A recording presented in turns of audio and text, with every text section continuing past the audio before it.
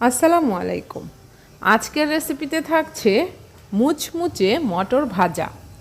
এই ভাজাটা আমরা সবাই কিনে খাই, কিন্তু বাসায় কিভাবে তৈরি করা যায় সেই প্রস্তুত প্রণালী আজকের ভিডিওতে শেয়ার করব। আশা করছি রেসিপিটি ভালো লাগবে, আর ভালো লাগলে অবশ্যই চ্যানেলটিকে সাবস্ক্রাইব করে ভিডিওতে একটি লাইক দিয়ে রাখার অনুরোধ রইল। চলুন তাহলে দেখে আসি। এখানে আমি মটর নিয়েছি। এই মটরটা অনেকে ডাবলি বলেও চিনে থাকেন, কিংবা আমরা যেই ডালটা দিয়ে চটপটি খাই সেটা আমি সারা রাত ধরে ভিজিয়ে রেখেছি। ওভারনাইট ভিজানোর পর ফুলে এরকম হয়েছে। এবার এই ডাবলিটাকে আমি ধুয়ে নিচ্ছি।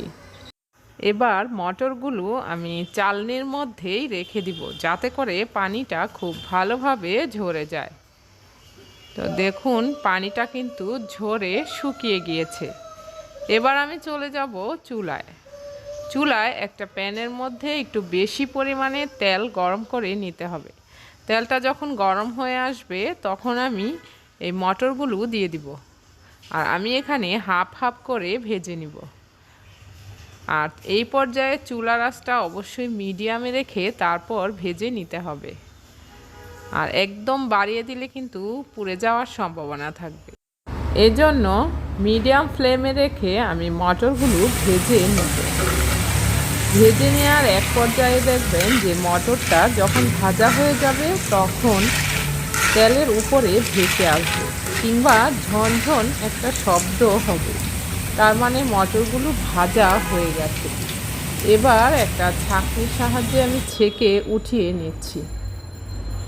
তো টিস্যুর মধ্যে নিয়ে নিচ্ছি, এতে করে এক্সট্রা যে তেলটা থাকে সেটা চলে যাবে।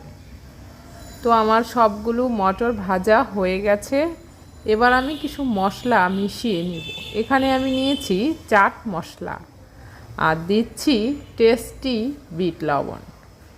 তো এই টেস্টি বিট লবণ আপনার কাছে না থাকলে আপনি নর্মাল লবণ দিয়েও নিতে পারেন।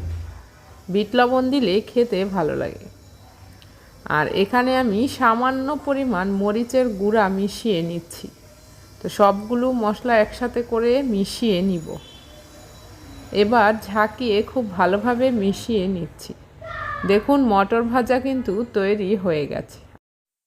এই মটর ভাজাটা এবার আপনি যেই কোনো এয়ারটাইট বয়ামে কিংবা বক্সের মধ্যে ভরে সংরক্ষণ করতে পারবেন 3 মাস পর্যন্ত, আর খেতে মুচমুচে মজাদার হয়। রেসিপি ভালো লাগলে ফ্যামিলি এবং ফ্রেন্ডসদের সঙ্গে শেয়ার করে দিতে পারেন।